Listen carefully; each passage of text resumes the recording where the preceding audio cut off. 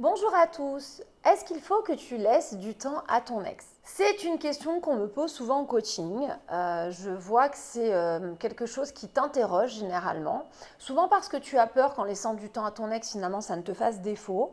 Souvent, ça te hantise que ton ex rencontre quelqu'un pendant ton absence ou même, finalement, avec le temps, finisse par se sevrer de toi au point de t'oublier.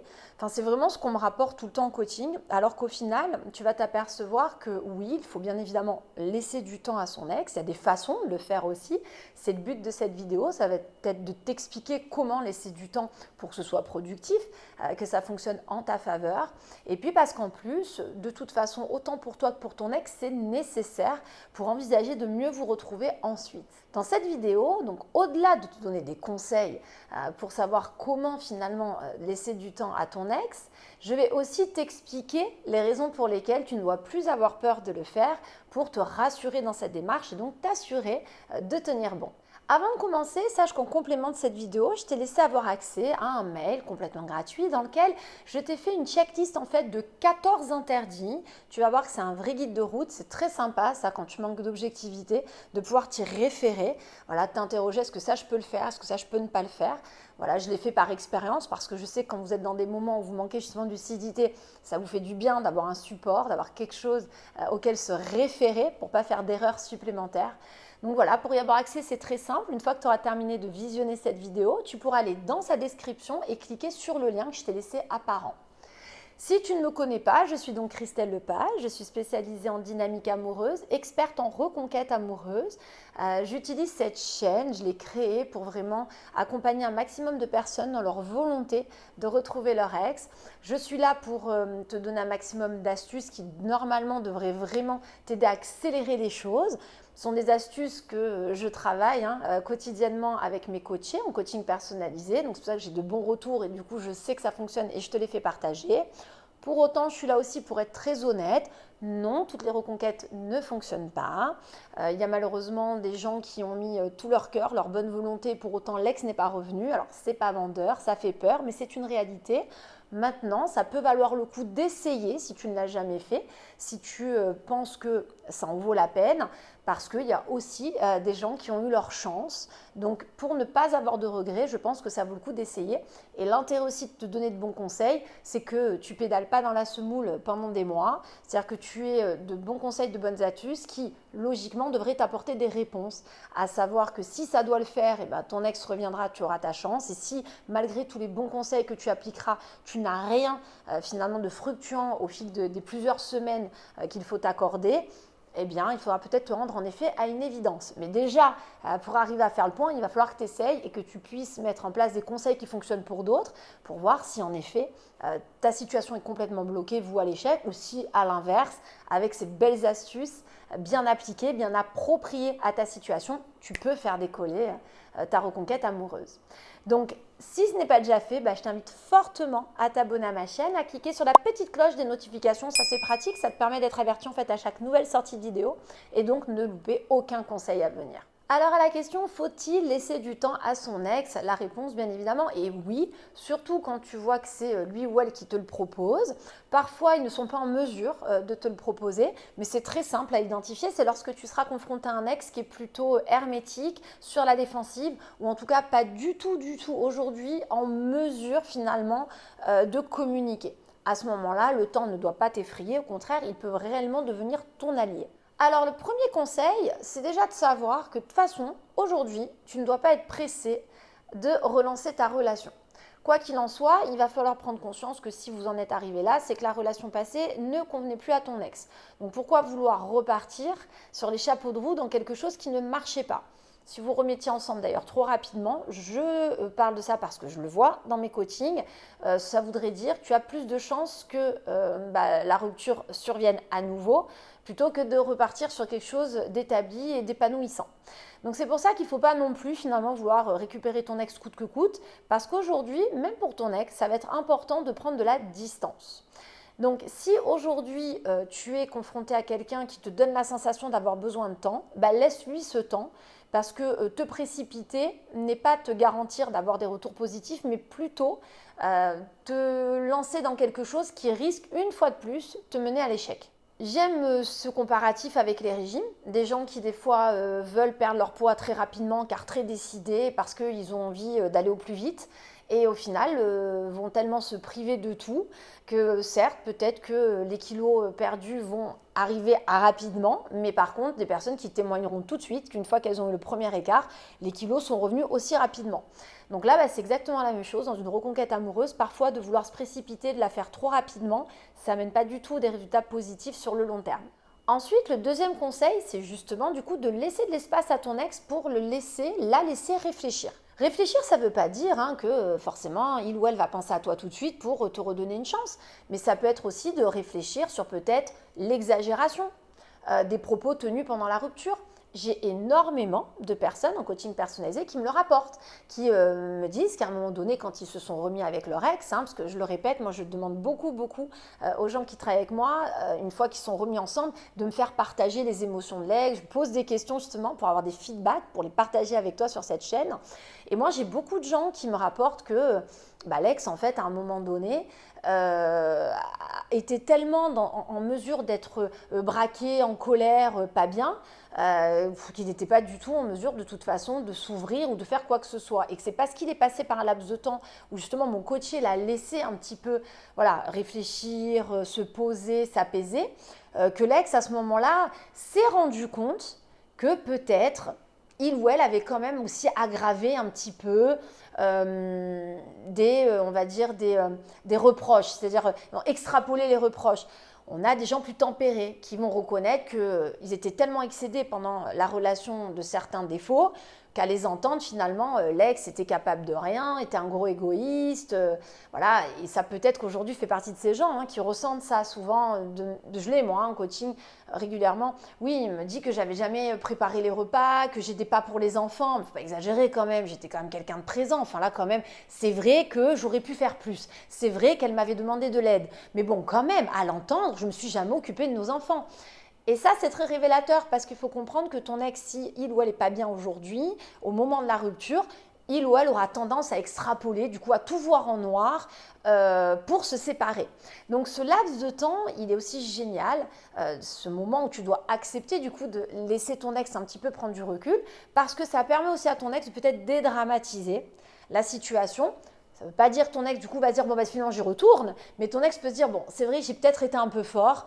C'est vrai que voilà, j'ai voulu le faire passer pour un diable ou une diablesse, et en réalité, bon, il y avait quand même d'autres choses qui étaient pas mal dans la relation. Donc ça, c'est important aussi parce que là, tu vois, c'est le moment où les ex, comme tu n'es plus là à les confronter, à vouloir leur entrer dedans pour les convaincre qu'ils se sont trompés, sont en mesure d'être confrontés à eux-mêmes, tout seuls, et à se rendre compte que peut-être, en effet, ils sont allés un petit peu loin quand même dans leur réflexion.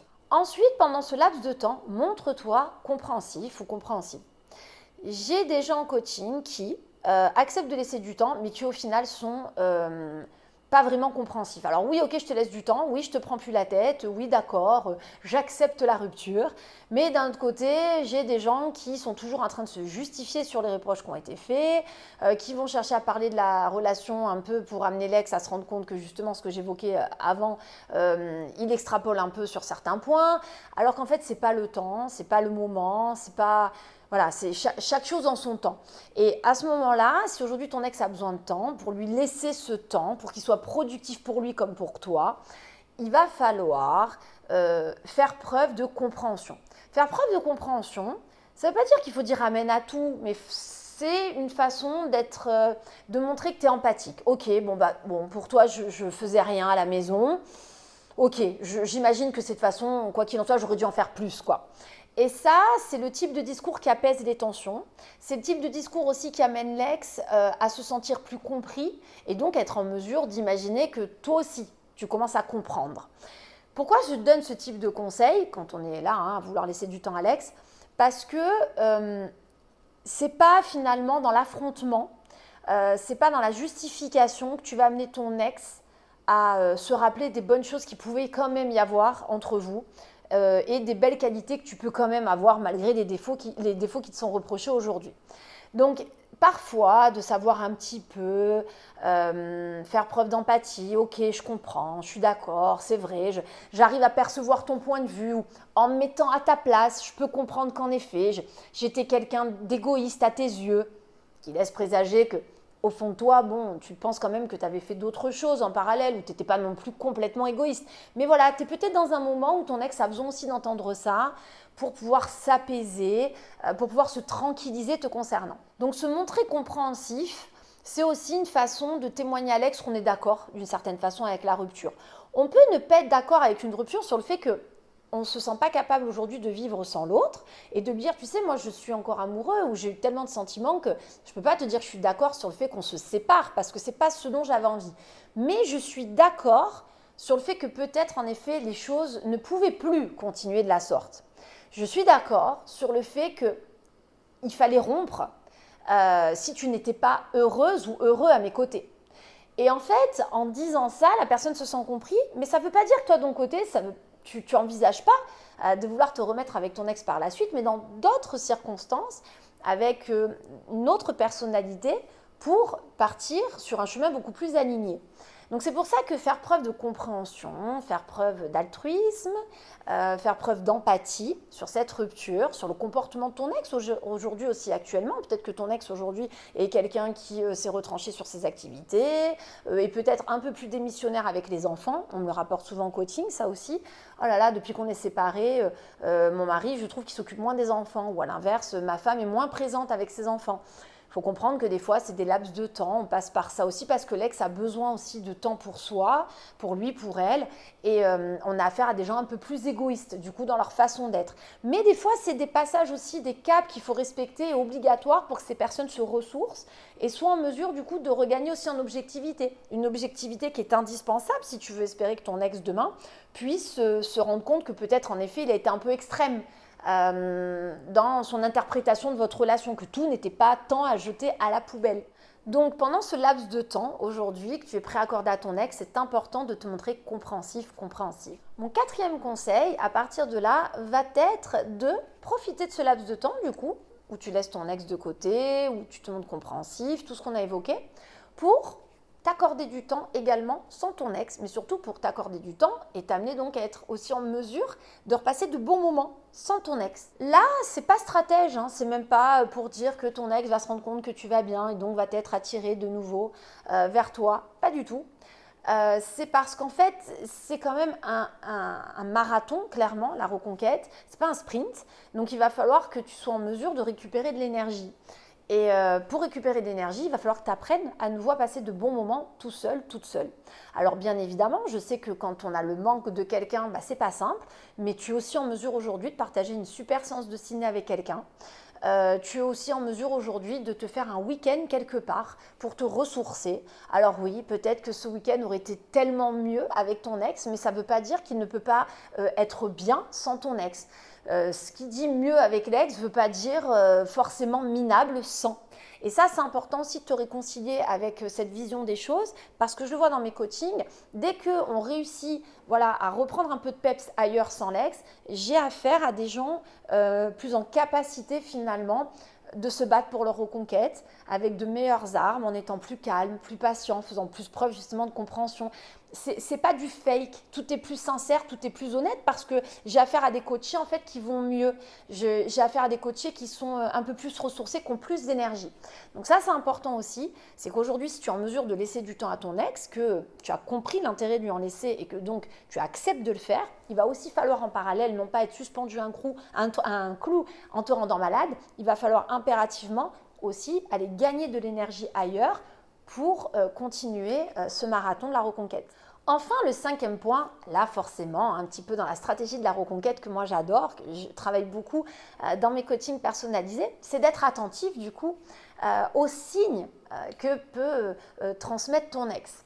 Là, c'est lorsqu'on va sentir quelqu'un de plus apaisé, quelqu'un moins dans le contrôle, dans la façon de répondre aux textos par exemple, quelqu'un de plus spontané, quelqu'un moins piquant, comme j'aime le dire, où on s'aperçoit que ça y est, ce laps de temps est en train d'être productif, où on s'aperçoit qu'on a affaire à quelqu'un qui se détend, où on s'aperçoit que c'est peut-être le moment d'essayer de renouer un contact supplémentaire ou un petit rapprochement, sans parler de se remettre forcément tout de suite ensemble, mais pourquoi pas pour quelqu'un qui n'est qu'à un stade pour l'instant d'échanger des textos, ou des appels téléphoniques, de tenter de proposer une sortie, quelque chose de simple, peut-être un tout bien tout honneur encore, mais ça peut valoir le coup. Moi, souvent, durant mes coachings, quand je demande du coup à mes coachés de me rapporter comment s'est passée la semaine et qu'on s'aperçoit que dans les textos, des choses se font ressentir, qu'on a un petit rapprochement, eh bien, on essaie, nous aussi, du coup, d'aller semer quelque chose de supplémentaire pour faire évoluer la situation. Et ça, c'est intéressant parce que tu peux t'apercevoir aussi que c'est qu'en prenant du recul, en laissant du temps à l'autre personne, que tu seras plus à même d'analyser les signes. Quand on est trop présent, quand on est trop, j'ai envie de dire, au taquet pour faire changer l'ex, pour attendre un retour, pour voir ce que ça va donner, on a souvent une mauvaise interprétation des signaux. Voilà, alors où on extrapole, où on est trop défaitiste, ou quand il y en a un de bien, on a tellement peur d'espérer que du coup on ne le voit pas bien, on se dit que finalement non, c'est dans notre tête. Bref, au final, vous manquez terriblement de lucidité et du coup vous n'êtes même plus en mesure de vous repérer correctement. Alors que quand on accepte de donner ce temps, comme il y a plus d'espace, on voit les choses avec plus de recul. C'est plus facile de sentir que la personne s'ouvre. C'est plus facile de sentir quelqu'un qui répond plus vite à un texto quand on en envoie moins, par exemple. C'est plus facile de sentir un message chaleureux quand justement on n'est pas tout le temps sur le dos de son ex à échanger constamment. Et ça, du coup, là encore, il faut que tu en prennes conscience parce que ça peut te donner du courage et du peps pour lui laisser ce temps. C'est-à-dire de comprendre que du coup, il y a un autre bénéfice derrière. C'est qu'en acceptant de laisser du temps entre vous, tu seras plus en mesure de ressentir les signaux de ton ex. Et ça, c'est crucial parce que plus tu vas les ressentir et plus tu seras donc en mesure d'agir au bon moment. Et quand on agit au bon moment, on est forcément beaucoup plus efficace. C'est pour ça qu'en complément de cette vidéo, je te rappelle que je t'ai laissé avoir accès à une checklist de 14 interdits. Je ne les ai pas choisis n'importe comment, tu imagines bien. Hein. J'en ai mis dedans qui peuvent paraître un peu traîtres, auxquels tu n'aurais peut-être pas pensé. Donc très simple pour y accéder, il te suffit d'aller en dessous de la description de la vidéo et de cliquer sur le lien. Tu peux également penser au petit like d'encouragement pour m'indiquer que cette vidéo t'a plu, t'abonner à la chaîne si ce n'est pas déjà fait et cliquer sur la petite cloche des notifications, c'est vraiment intéressant et très pratique pour finalement être averti à chaque nouvelle sortie de vidéo et donc ne louper aucun conseil à venir. En attendant, moi je te dis à très bientôt.